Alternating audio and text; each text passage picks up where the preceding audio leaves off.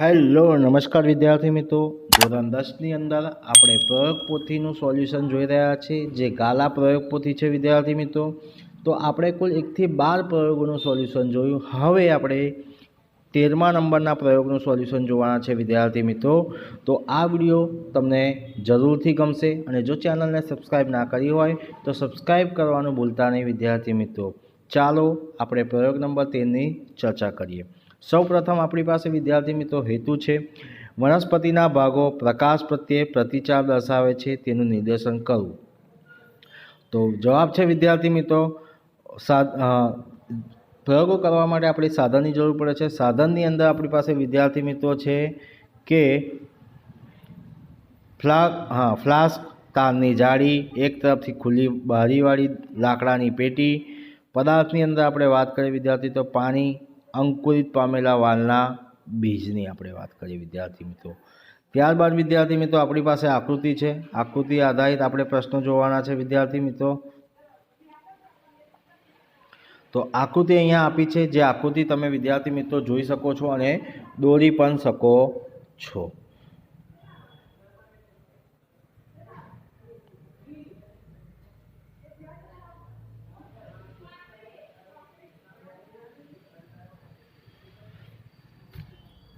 આકૃતિ દોરી લીધી પછી વિદ્યાર્થી મિત્રો આપણે પ્રયોગ પદ્ધતિ જોવાની છે.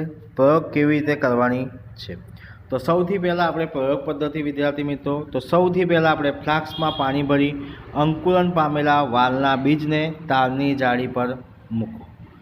આકૃતિમાં દર્શાવ્યા પ્રમાણે એક જ બાજુએથી પ્રકાશ આવી શકે તેવી ચોરસ બારીવાળી લાકડાની પેટી લઈ તેમાં ફ્લાસ્ક મૂકો.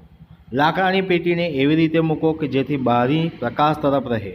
હવે ફ્લાસ્કની એવી રીતે ફેરવો જેથી તેના પ્રકાશ તરફ રહેલા ભાગ પ્રકાશથી દૂર ગોઠવાઈ થોડા દિવસ સુધી મૂકી રાખો અને ત્યારબાદ તેનું આપણે અવલોકન નોંધવાનું છે. તો વિદ્યાર્થી મિત્રો અવલોકનની અંદર આપણે વાત કરીએ તો થોડા દિવસ પછી પ્રકાશ તરફ અને મૂળ પ્રકાશથી દૂર વળેલા દેખાય છે. નિર્ણય વાત કરીએ વિદ્યાર્થી મિત્રો તો આ વનસ્પતિના ભાગો પ્રકાશ પ્રત્યે પ્રતિચાર દર્શાવે છે. પ્રયોગ આધારિત આપણે વિદ્યાર્થી મિત્રો જ્ઞાન ચકાસણીના પ્રશ્નોની પણ ચર્ચા કરવાના છે. તો પ્રશ્નોની આપણી પાસે છે નીચેના દરેક પ્રશ્નો નીચે આપેલા વિકલ્પોમાંથી સાચો વિકલ્પ પસંદ કરીને જવાબ લખો. પહેલો જ છે છોડનો મૂળ કયા પ્રતિચાર દર્શાવે છે તો જવાબ છે વિદ્યાર્થી મિત્રો સી, ઋણ પ્રકાશ વર્તન અને ધન જલા વર્તન.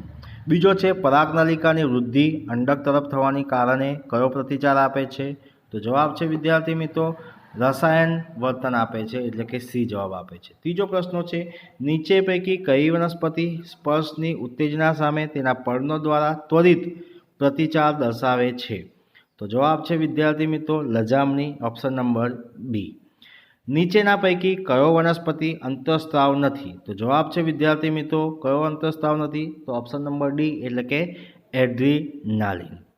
પાંચમો પ્રશ્ન છે વિદ્યાર્થી મિત્રો કયા અંતઃસ્ત્રાવના સંશ્લેષણ માટે આયોડિન આવશ્યક છે તો વિદ્યાર્થી મિત્રો એનો જવાબ છે થાઇરોક્સિન અંતઃસ્ત્રાવ એ આયોડિનના માટે આવશ્યક જરૂરી છે.